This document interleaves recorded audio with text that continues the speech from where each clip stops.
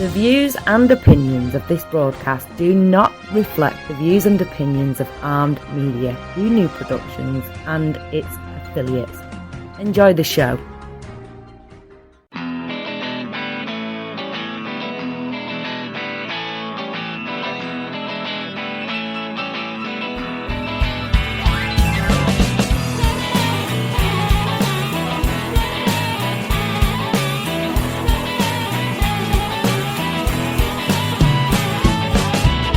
Teflon Pan Man. I'm the Teflon Pan Man. Ain't nothing gonna stick on me. Hello, everyone, and welcome to All You Can Eat. It's the podcast about deliciousness. And I'm your host, Rob Rosenthal, coming to you from New York City, New York, in fall. I mean, it's official. We've got autumn. Call it what you will. Lovely time to be here. But I'm here to tell you that I just got back from almost a week in Spain, and it was an extraordinary trip. And frankly, I've been doing a lot of traveling this year. I realized that I had eaten in 10 different countries halfway through the year. This was not even my first trip to Spain this year. But this is what I want to spend some time on today, because I have been able to, experience a lot of things, and I'm. You know me, if you listened to the show before, first of all, welcome back. And if you haven't, welcome. I do a lot of recommendation based on my experience. And I want to really focus today on Spain, because it was, as I said, a really kind of remarkable trip to a wonderful, wonderful country. And I always like to start these things kind of with the big picture, if you will. There's an organization called the World Economic Forum. It's a big deal, and each year they do a what would you call it? Kind of a study. They publish a study on the best countries in the world to visit. Right. So they rank countries that are best equipped to welcome tourists, and the 2019 information is out really recently. As of September. I mean, I'm literally within the last month. And guess what? Your Spain has topped the list of the countries as the most attractive in the world for tourists to visit. It's named the most travel ready, as it has been actually by the World Economic Forum since 2015. And it was followed by France and Germany in the index, and Japan and United States rounded out the top 5. But this is a serious thing. I mean, there's 140 countries were included in the ranking, which they publish every other year. And the index is compiled by measuring 90 individual indicators in each country, which fall into categories such as environmental sustainability, health, hygiene, natural resources, cultural resources, international openness, etc., etc. So 90 factors, big-time serious study. 140 countries, and there you have it, my friends. Spain, at this point, September 2019, ranked as the most attractive country for tourists to visit in the world, which it's impressive, don't you think? I'm going to give you a little bit more on this, as long as we're on the facts and figures. If you had to guess what were the most visited countries, international countries, in terms of the number of tourists, international tourist arrivals, think about what you think the top 5 are. I'll give you 1, 2, or 3 seconds to think about what the top countries in the world are in terms of incoming international tourists, total number. All right, here we go. Here's the answer for you. You have Italy as number 5. They welcome about 60 million people, more or less. I mean, these are plus or minus. The numbers are because, some of 2017, some of 2018, some of 2019, but it won't change the ranking. Italy at number 5. China comes in at number 4 with 63 million. Then our own United States of America, about 80 million tourists. That's number 3 on the list. Number 2 on the list of the world's most visited countries turns out to be Spain. Right around 83 million people showing up there a year. And your number 1 country, do you know what it is? It is France at about 89 million tourists a year. So Spain, big deal, highly ranked, highly regarded. And I can tell you now, having just returned a couple of days ago from my second visit there, man, it is delightful, and especially this time of year. Weather was really pretty much what you would call ideal. You know, upper 70s, blue skies, just a really lovely time of year. When we think about, the Spanish cities, I always, obviously, you think about Madrid, Barcelona, you think about Sevilla. And so here's some new information for you when it comes to like city by city. Condé Nast Traveler, big time magazine, if you remember magazines. Anyway, Condé Nast Traveler is one of the prestigious magazines in the travel space. Came out with their 2019 Reader's Choice Awards, and this is published literally. Again, this is some seriously contemporary information. This is published like a week ago or so. And in terms of the best cities in the world, according to the readers of Condé Nast Traveler, Barcelona made the list at number 8. Made the list of big cities at number 8. People like their Barcelona, and that's understandable. It's a lovely place. In July of 2019, so now we're going back to this summer, Travel and Leisure magazine, another one of the big ones, another one of the prestigious travel books, did their own ranking of the top 15 cities in Europe. 4 of those cities, turns out, show up in Spain.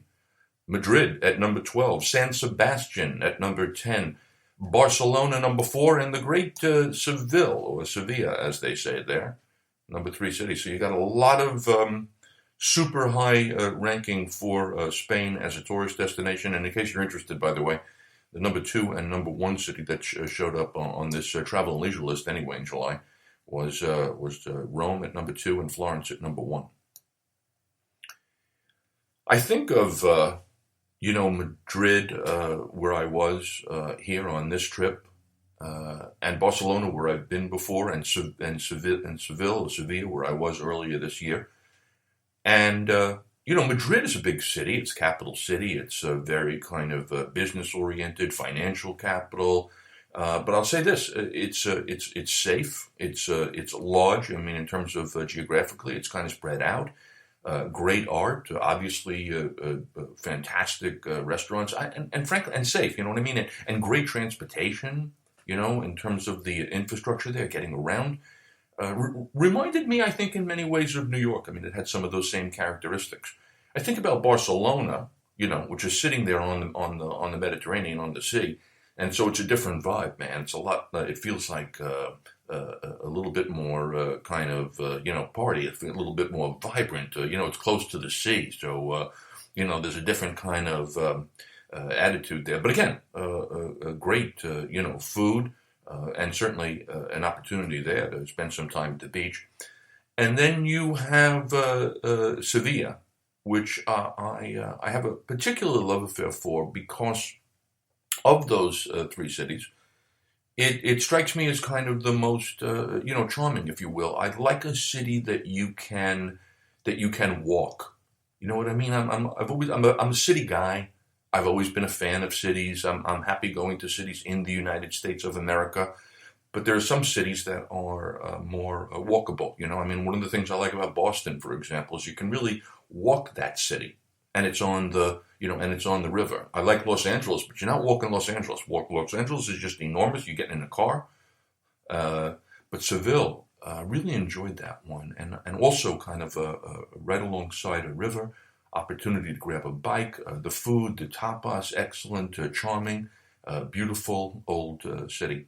So anyway, that's my introduction to you. I spent some time there, and my trip started off in Madrid, where I stayed at a hotel called the Villa Magna. You can look that up, Villa, V-I-L-L-A, Magna, M-A-G-N-A. Really kind of elegant, luxurious hotel, like one of those 5-star places, super well located by, museums and restaurants, nightlife, and the city's kind of the heart of the city's shopping district.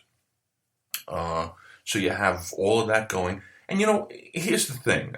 It's one of the things that you have to remember about the kind of high-end hotels.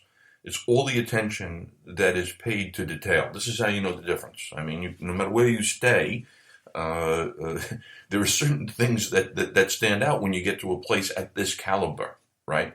The details, the comfort of the bed, the pillows. Here's a place that you go in and they go, hey, if you don't like these pillows, you have a choice of these different kinds of pillows. This one's filled with cotton. This one's filled with, you go into a shower with the water pressure is fantastic. The towels are heated. The level of service in the place is excellent.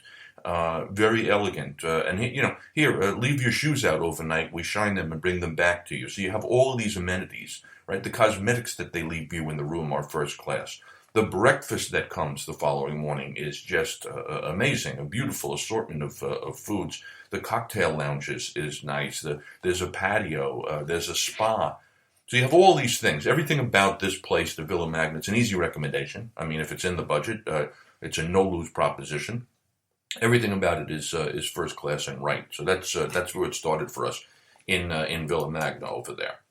I will also make a point of mentioning the Thyssen Museum, which has an amazing collection. I mean, you're looking at Van Goghs and Picasso's, and just a beautiful. If you have a chance, and a museum is your thing. Certainly, the Prado is one of the most famous museums in the world. That's also in Madrid. But we happen to have been taken over to the Thyssen, Thyssen museum, where the collection is just extraordinary.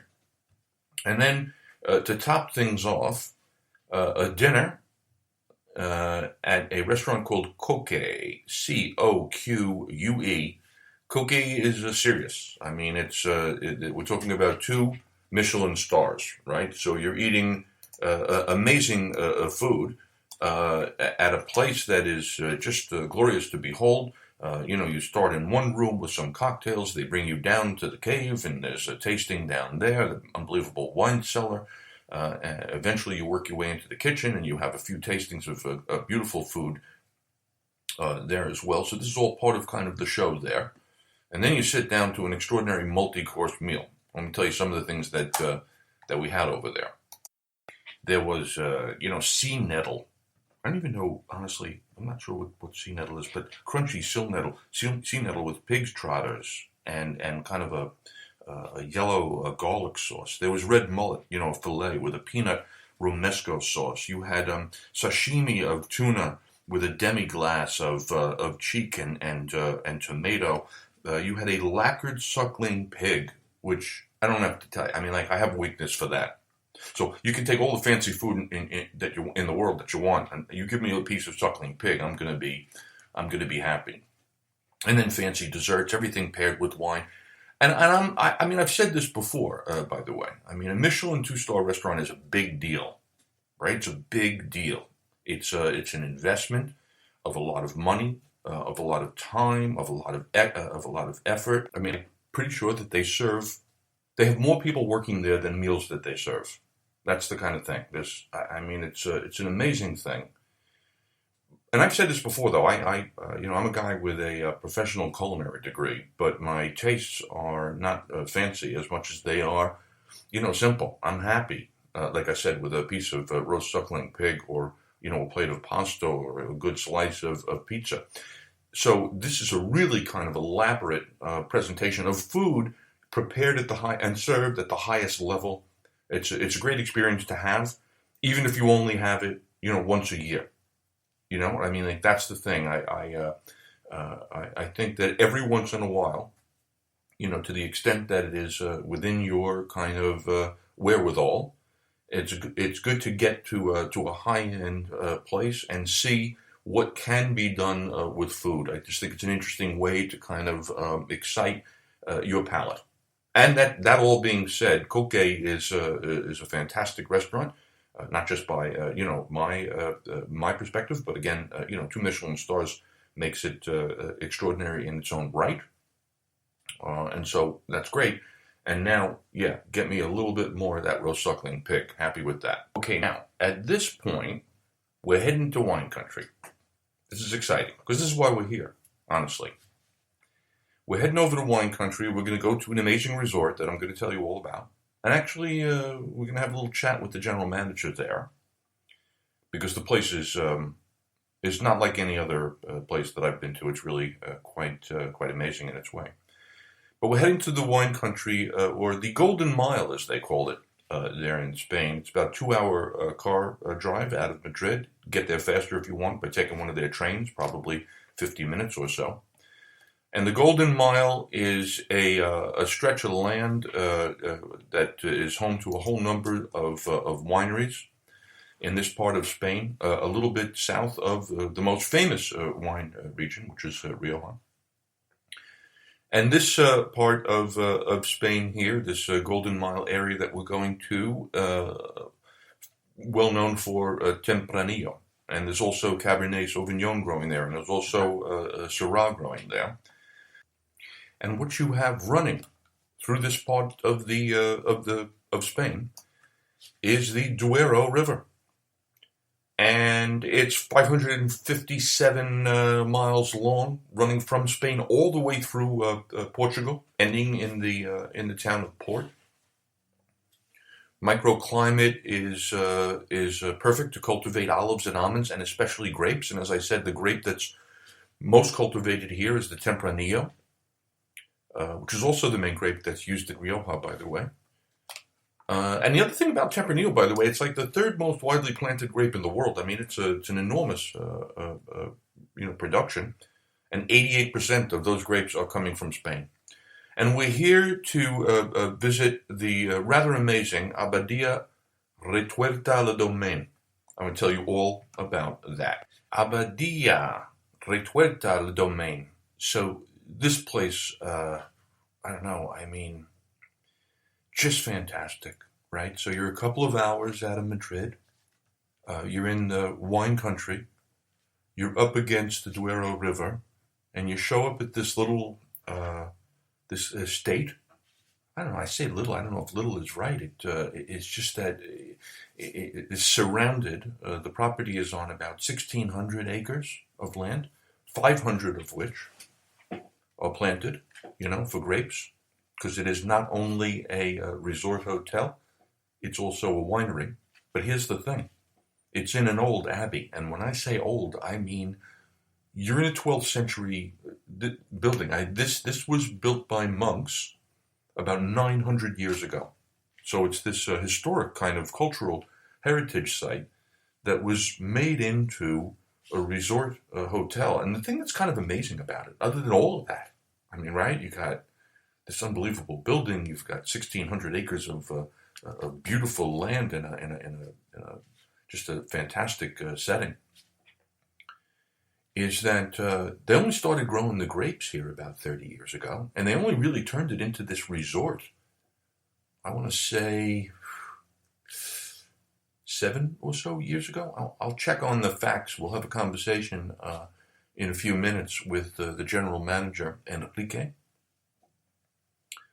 They do an amazing job here. 30 rooms in this place, and you get. This is like, again, this is one of the top resorts in all of Spain. Not just again by my reckoning. I think it was how long ago? I think it was last week. This thing was voted. Abadía, last week, Condé Nast Traveler Reader's Choice Award, Abadía Retuerta, named the number 2 hotel in Spain and Portugal. Right? So, amazing. You get to this place, it's astonishing to look at what was built. You ever go to a place in the world and you go, how did they do that? How did they figure that out so long ago? This is one of those places, 900-year-old monastery, redone, perfectly converted into this resort hotel. You will have, when you get to this level of resort, 24/7 butler service, and you're going to have all the things that come with kind of like operating at this level. The spa, the cuisine. I mean, I'm talking about the restaurant. There are two. One of them is a Michelin-starred restaurant. You will have the spa, as I said. You will have a winery on the grounds that you can go to, not only for tastings, but to take a tour, to understand how wine is how the grapes are harvested and how it's being produced, and a tour of that the cellars and the whole thing. It's just it's an amazing place.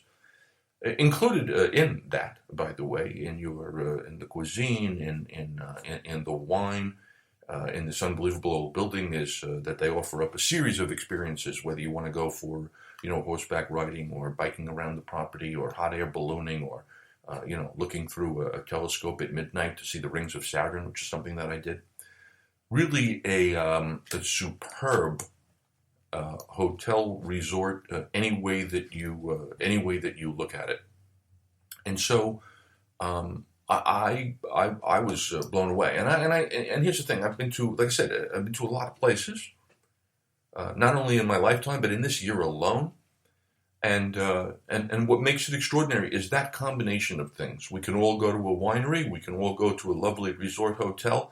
It's rare that you have them both together, but it's possible. But it's really rare to have them both together. The winery, the wine operation, this level of cuisine, this level of service, and in the elegance of this kind of hotel, in a building that's 900 years old. I mean, it's really fantastic. And so, what I want to do now is kind of turn it over to a conversation that I had with the boss who runs this, Enrique, and you can hear for yourself what we spoke about based on my experience over there at Abadia Retuerta. Okay, this is very exciting for me to be here with you, Enrique Velero Quintana, the general manager of Abadia Retuerta. It's a pleasure to be here with you. Okay, same for me. Okay, I think what I like to do, though, is start from kind of the big picture. Yeah. Tell people, I guess geographically, where are we in the world? Yeah. Well, we are in Sardón de Duero, that is a little village in Valladolid, that is northwest from Madrid. It's less than 2 hours from Madrid driving, right? Or you can come also by train in 1 hour. And you are in the middle of the countryside in a very good location. That is the river Duero. Mm-hmm. That is one of the best rivers from the point of view of wine. Yes. Because you have the right soils, and in a building that is 9 centuries old from the 12th century. Yeah, it's amazing to be here, to be honest with you. And I was just thinking, I come from a country that's not even 300 years old. Yeah. And I'm in a building that goes back 9 centuries. So let's talk a little bit about the building and how the resort came to be here. What did you discover here, and how did you turn it into this? Well, the resort, we saw one thing that is the most important: how you build a destination. Mm-hmm. So the monks came here 9 centuries ago. Reason why: they had close to where they wanted to be water. They had the right soils to plant vineyards and other things like cereals, corn, other things, and they were close to one of the big towns at that time in Spain, Valladolid, that used to be the capital of Spain. Right. So when they saw all that, they decided to build one of the most important churches, abbeys, at that time, that is Abadia Retuerta. That is where you have 8,000 square meters, that for that time in the 12th century was quite a big building. Right. So that's the reason why. What we saw is what do you need to build a destination. So you have two things that we inherited. One is the environment, the natural place where we are. Sure. Is 1,600 acres. That's not only, let's say, for the vineyard. Right. You have pine trees, Mm-hmm. oak trees, you have a lot of animals, and you have the river.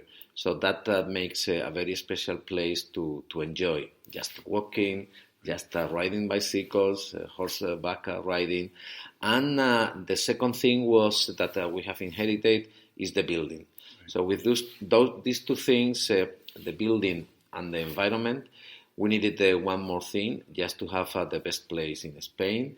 That is to have the best service possible, so the human factor. Right. So human factor is key in order to see how and what you plant in order to have top quality wine, or how you manage the hotel in order to make all our guests to feel, I was going to say at home, but much better than at home. Yeah, even better than at home. Yes, no, that's been my experience. I have to say it's a remarkable place in so many ways. So we'll talk about some of the individual elements of it. You talk about the service level. I think people should know that the resort, and you'll remind me how long ago it was founded. I mean, because I know that we're in a place that may be 9 centuries old, which is astounding to look at.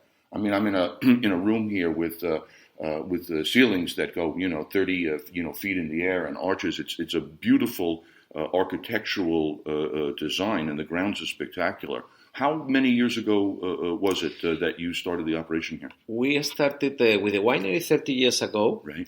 and with the hotel 7 years ago. We started the restoration in 2006, and it was open to the public in 2012. And already in a short time, because that's not a very long time. I mean, the place has been named one of the best in the country and in the world by prestigious publications. So you're doing obviously something right. You talk about the level of service, and I think it's important for people also to know that we're at a place that is not only a resort with activities and experiences, which we can discuss, but we're in the middle of a winemaking operation. You have not only here the hotel, but you have an outstanding wine and a winery. In fact, yesterday, I must tell you, I was overjoyed because I did something that I've never done before in my long life. I harvested and then stamped on some grapes. Yeah. I mean, this is an unbelievable experience, I must confess to you, and I was barefoot. So you've been able to achieve a lot in a short time. Talk a little bit about the kind of wine that people have when they come to the region, and I think here to the resort. Yeah, Spanish wines are mainly Tempranillo, and you have well-known regions where Ribera del Duero is one of the top. You have the oldest wine here is called Sherry in the south. Then you have the Cavas, the sparkling wines, and the two main regions in the red wines are Rioja and Ribera del Duero. Mm-hmm. Ribera del Duero has been always with smaller wineries and properties and looking for top quality. That's why they work very well. And we are in that part of the Duero River where it's known as the Golden Mile, because you have big names of wineries that are our neighbors and ourselves, that we are obsessed not just in producing big volumes. We are more obsessed in producing wines with a strong personality of the place where they are produced. Right. That's why we follow a model that is not to buy grapes from anywhere and then produce in a winery that is kind of a factory. What we do is take care of our own vineyard and try to understand which are the varietals that will adapt better, and then work with them in the winery in the sense that the less we do, the better will be the wine, okay? Right. That's why our winery is also quite innovative in a few senses. We were the first vineyard having the anti-frost towers that you have, for example, in California. Here in the region, only 2 wineries have. We were pioneers. Second thing, the whole winery, we move the wine by gravity. You have that in a lot of wineries, but not in the cellar. In the cellar, our casks are like the monks were doing.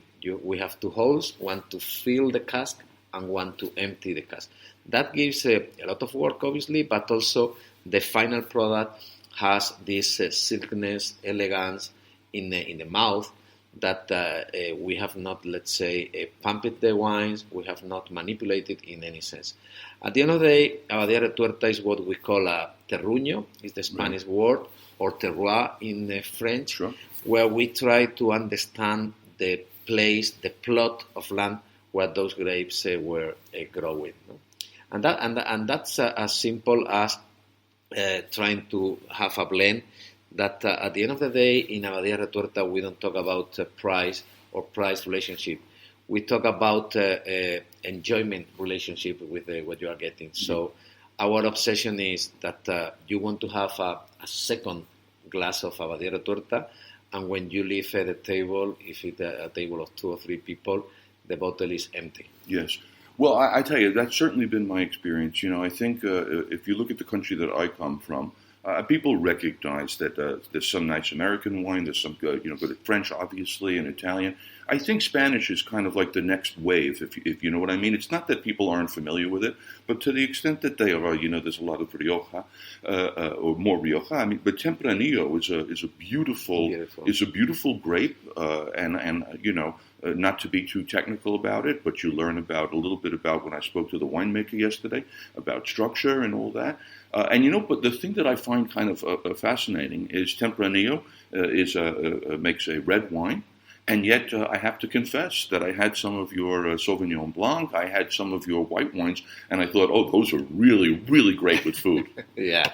So, Well, it's a region that is better known by red grapes. Sure. But we had this, let's say, mistake 20 years ago with the nursery, and some Sauvignon Blanc came here like hidden between Merlot and Tempranillo.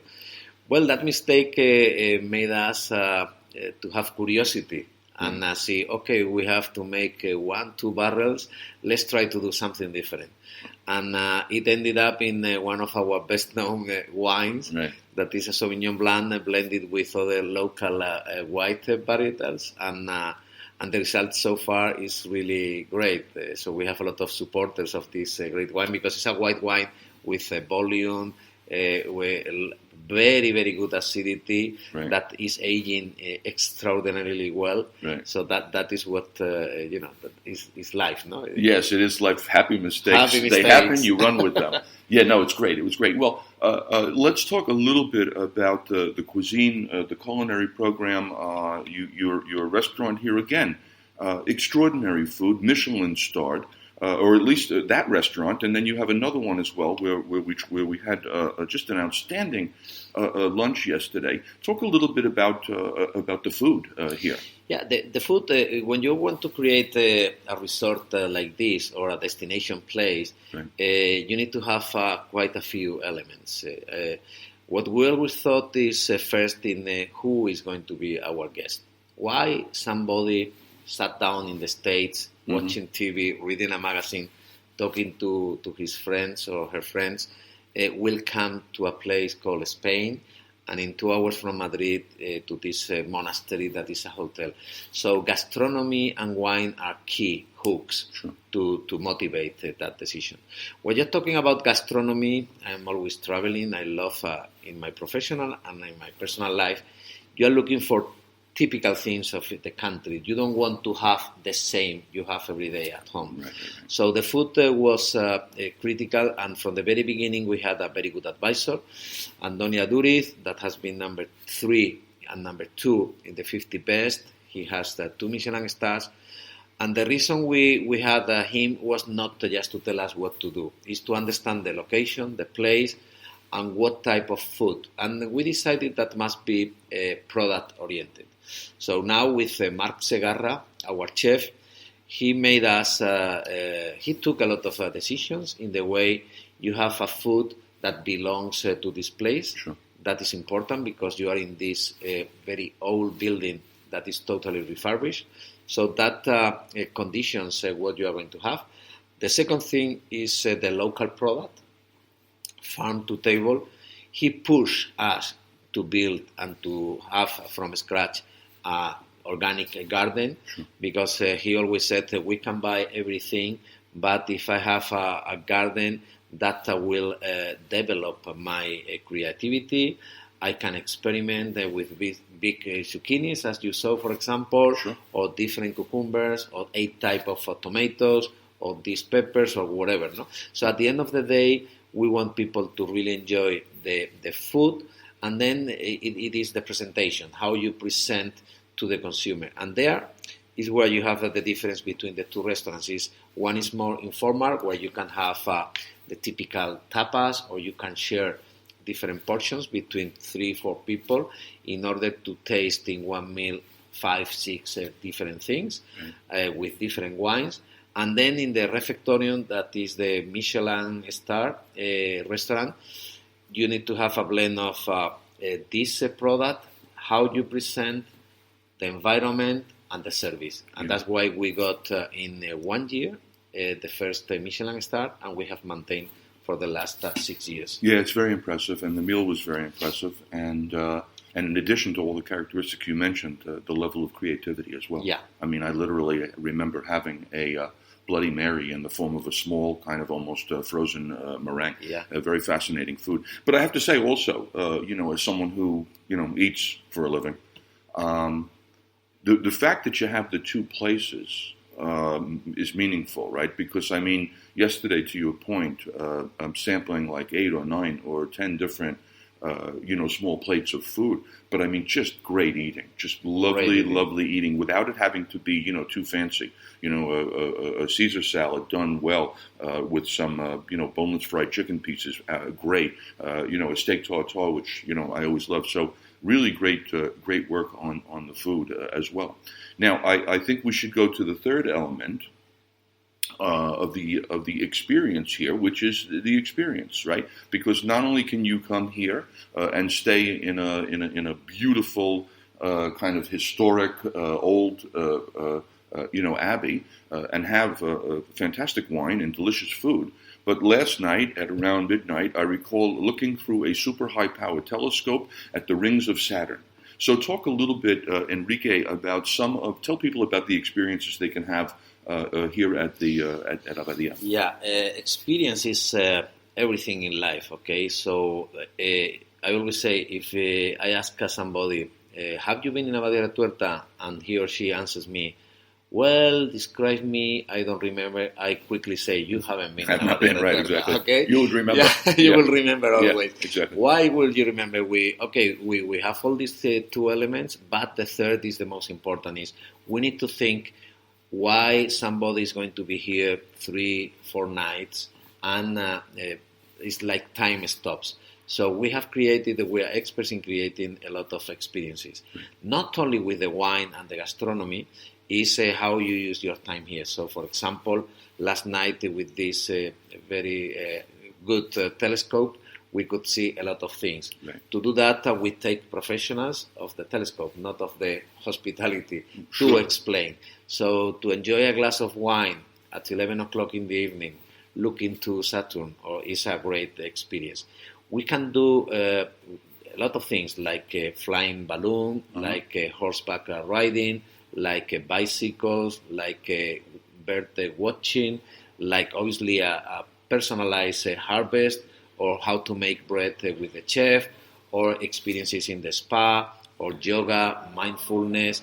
So we have quite a few options to do when it comes to tourism, or when it comes even to corporations that come here and they can have in the free time different activities. In the winery, it's unbelievable how it works. For example, an aroma lab, where you taste the primary, the secondary, and all the aromas in the wine without wine. Right. So you have wow. you have one of these antifaz. You don't see what you are right, you're smelling. blindfolded, right. Blind. You taste in blind, but really in blind. Right. And then when because the wine language is sometimes complicated. This is pastry. This is thyme. Right. This is coffee. Right. This is tobacco. What you really have in the glass is tobacco, coffee, and these spices. No, so then that helps to stimulate people. When you are building experiences, you are not just talking about a product. That is very boring. What you are is activating people's mind in order to relax, to enjoy about the activity they are going to do. Sure. That's why, for example, when we go to our spa, we don't go for a treatment. So we start and we created the spa sommelier. When you create that, it's just to say, okay, you're coming from town, or you're coming from a meal, lunch, whatever.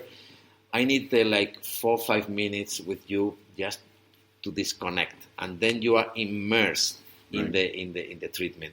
So having these 3 glasses of wine with that we blend with tailor-made oils. This is more fruity. This is more citric. This is more lavender. This is just to start to disconnect, and then you choose how you feel. One stronger, one softer, one more relaxing, and then you go into the massage. Yeah, great, a great concept and very unique. and super well done. And it reminds me, by the way, it's another thing. I mean, you have to have. I guess when you have a resort like this, you have to make it kind of interesting and available to whatever the guests are. The husband may be interested in one thing, a wife another, Exactly. but I think basically you're able to offer all of that thing. When you look, which reminds me, by the way, of just back to kind of the big picture, right? We're a couple of hours from Madrid by car. We're an hour by high-speed train. But the area itself, when you come here, I think the idea that I'm looking for, Enrique, is if I were going to design kind of an ideal itinerary, let's say, maybe you can do it. I mean, for me, it's like fly into Madrid, check out a couple of museums or whatever your pleasure is in there. Then you come over here for 2 or 3 days, and you have all this kind of, like, what's kind of like an idealized way to experience the area, the Golden Mile, and whatever else is in the area here. Yeah, obviously you have 3 things that are the key things in this area. This is the oldest region in Spain. It's called Castile and León. Okay, so we have a culture that is very important. Very nice museums, buildings to visit, even Pintia, where you had a Roman town. You have close to us Segovia, where you have the aqueduct, and you have in Valladolid a lot of old buildings, churches, cathedral. You are close to Salamanca also, right, where you have 2 cathedrals. They call the old and the new is from the 16th century. Right, exactly. So, that's new here. So that's new. So that is culture is key. Then you have environment. You have a lot of places to walk and to visit. Obviously, here in this region, the main activity is wineries. Now we're in harvest time, and you just go by car in these 60 kilometers, right, and you see all the trucks with the grapes, you see the tractors, you see people picking grapes by hand, you go into wineries. And then the third thing is connected with gastronomy. Sure. Gastronomy in the sense that you have obviously a very good choice of restaurants, but also in the sense that you can visit a cheese factory, right, where you see the process, or you have a museum of a bread museum, or you have all these type of things. That is not only going and eating, is we share. In Spain, we like to share what we do. We have the passion, we have the knowledge. For example, in the wine, more than 2,000 years, right, doing wine, and we don't make it for us. We in our DNA is to share with friends and with guests all we know, and that passion you can just see when people is talking to you about the everyday job. Okay, so that's very important.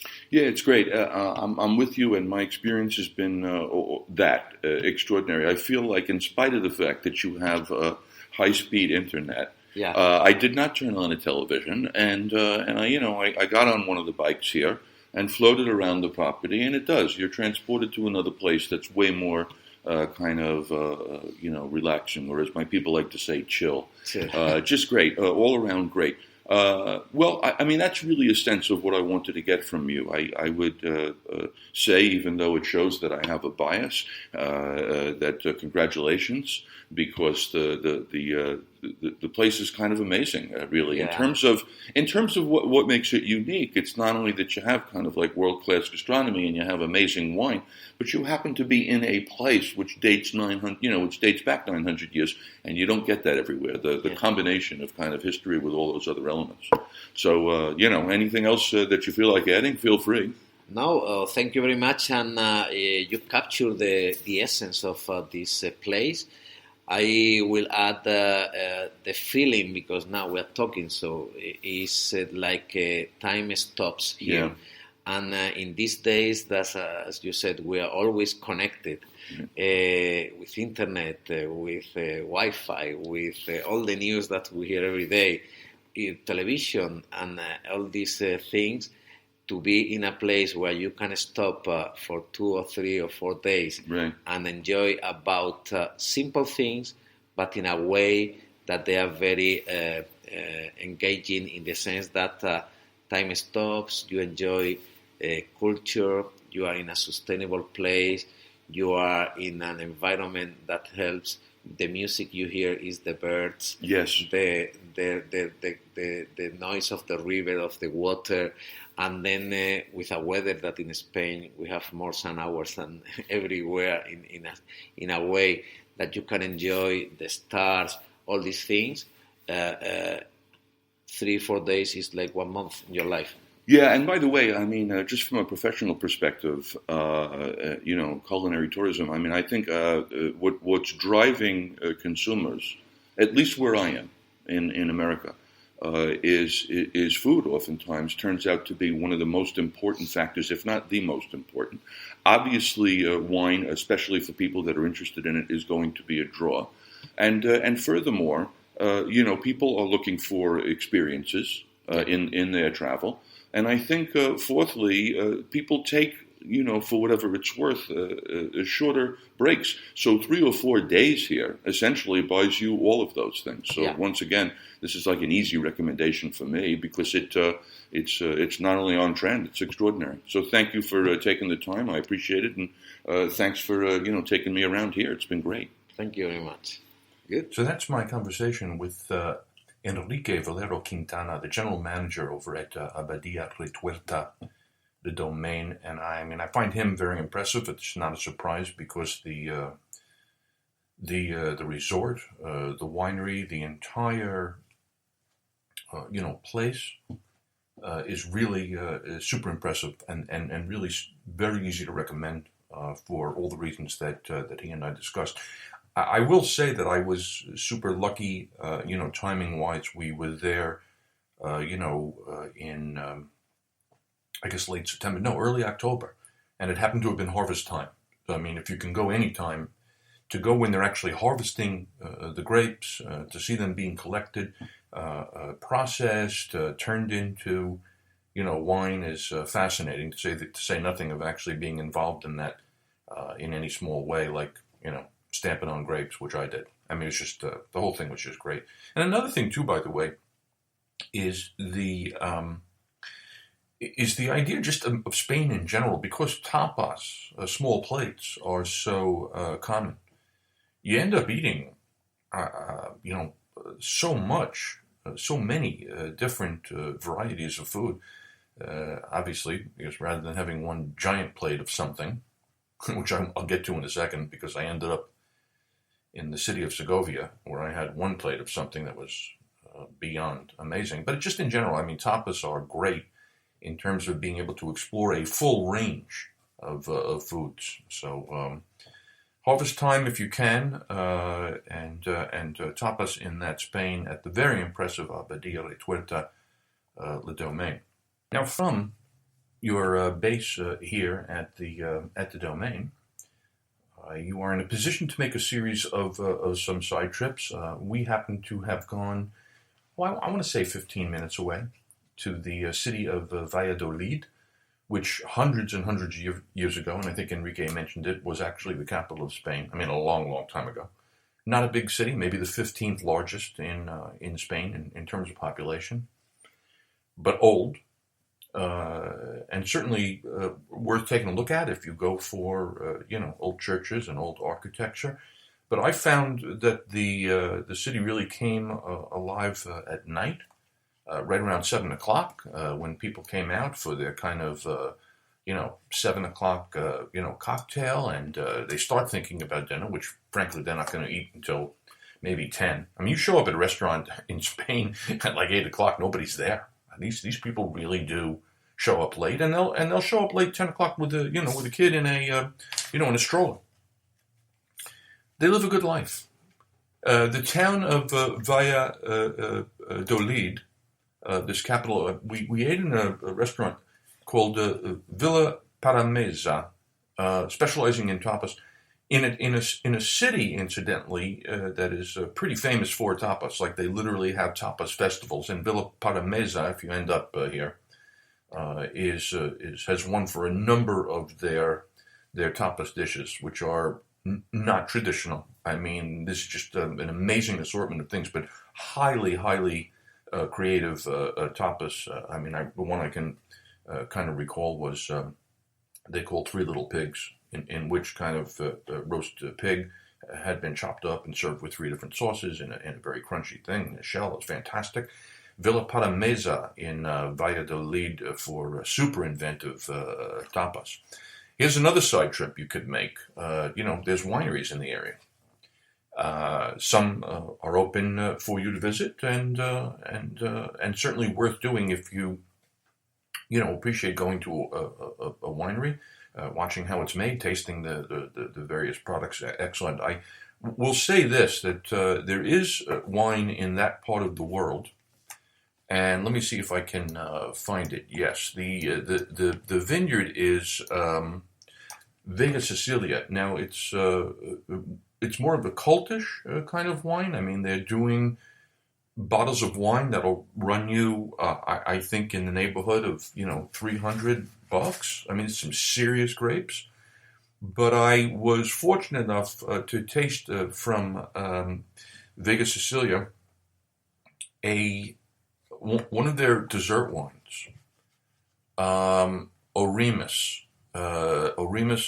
Tokai, and it's so what you're looking at here is a old vine. These are like, when I say dessert wines, I mean I'm talking about intensely kind of sweet. You're having after the meal a little sip of it. But I will say that, and there are famous dessert wines. There are Sauternes. There's the great Chateau d'Yquem, and they're always super expensive.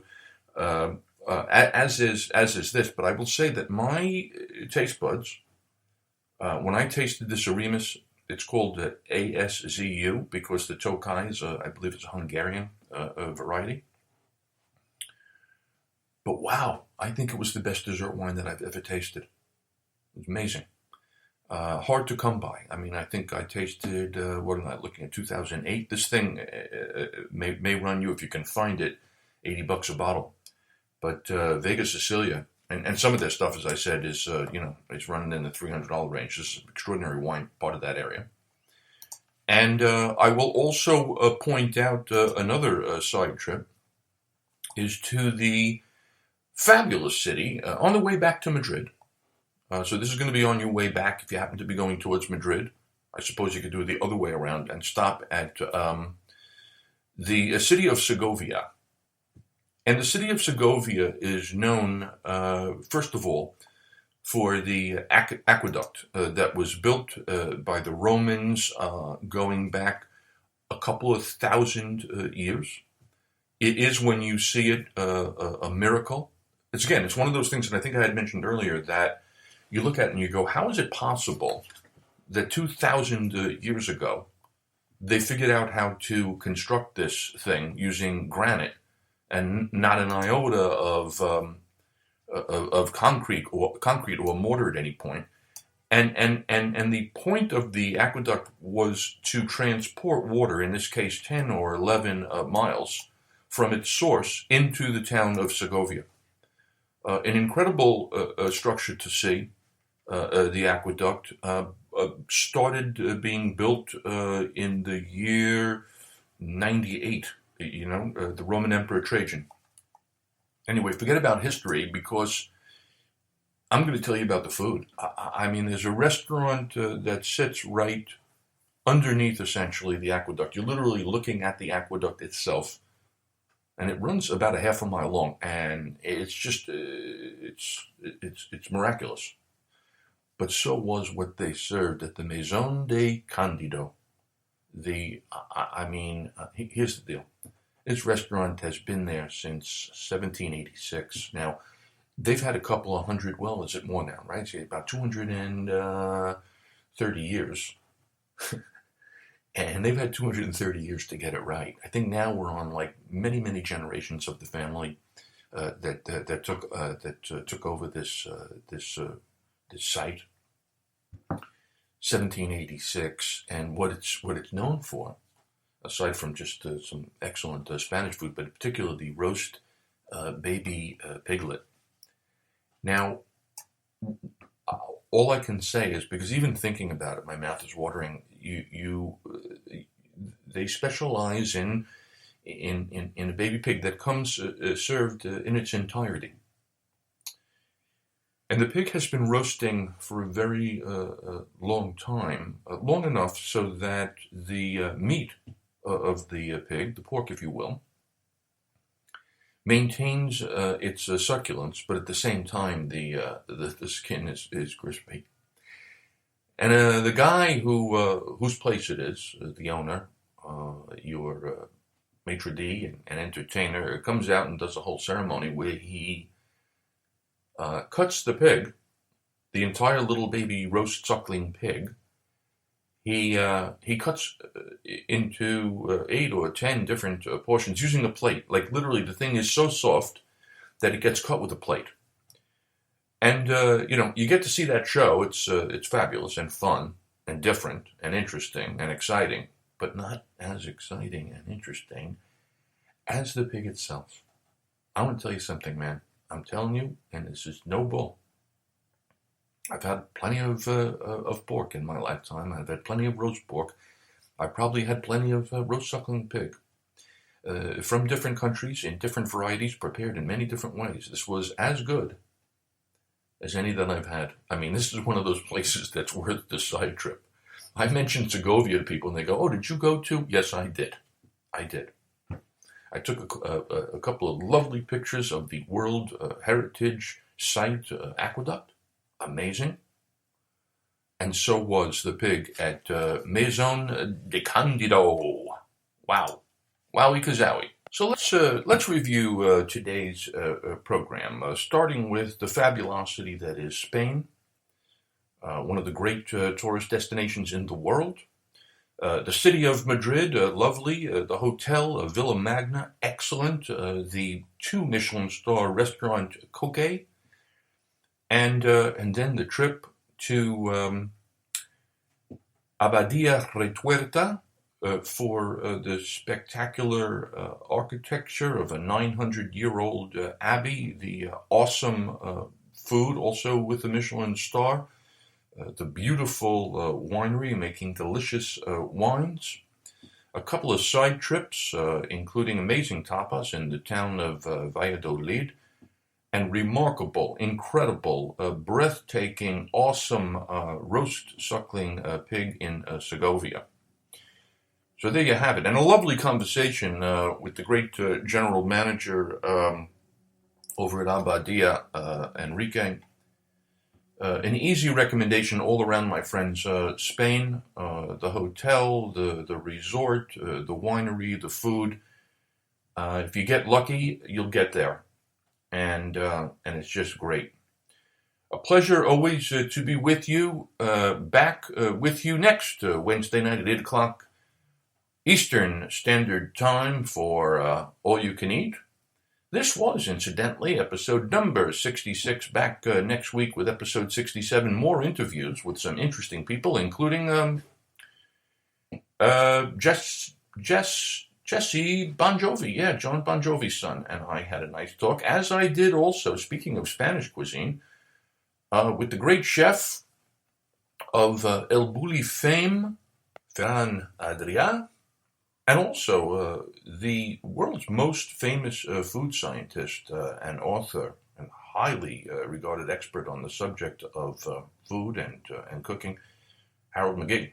That'll be next week, episode number 67. Until then, my friends, remember life is short, so never waste a meal. I'm the Teflon Pan Man. I'm the Teflon Pan Man. Ain't nothing gonna stick on